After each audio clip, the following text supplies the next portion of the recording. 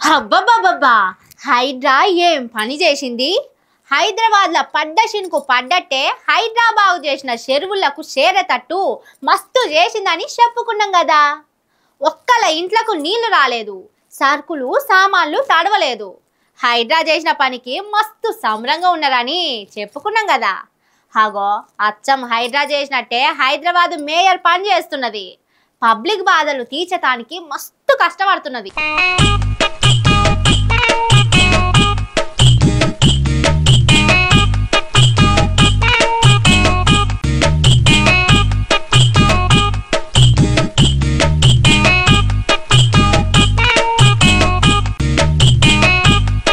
చూడుర్రి, వరద కష్టాలు తీర్చే పనిలా ఎంతగానం కష్టపడుతున్నదో మేయర్ విజయలక్ష్మి మేడం. ఇంతకు ఏం చేస్తున్నది?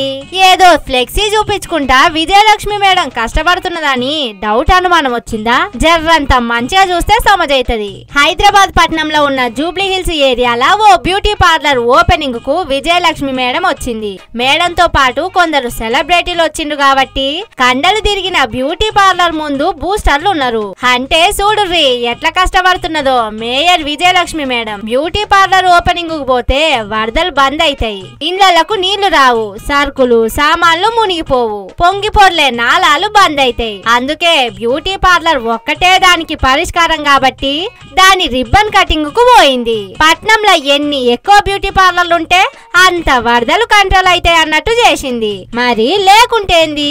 ఓ దిక్కు వరదలలో చిక్కుకొని జనాలు గజ గజ వణుకుతుంటే వాళ్ళ దగ్గరికి పోయి మంచి చెడ్డ ఆడుచుకొని మీకు మేము అండగా ఉంటామని మాట ఇయ్యాలి, ఏం కాదు అనే ధైర్యం ఇయ్యాలి, భరోసా కల్పించి బతుకులు బాగు చేస్తామనేది చెప్పాలి. కానీ మేయర్ మేడం మాత్రం గిట్ల బ్యూటీ పార్లర్లను నమ్ముకున్నది.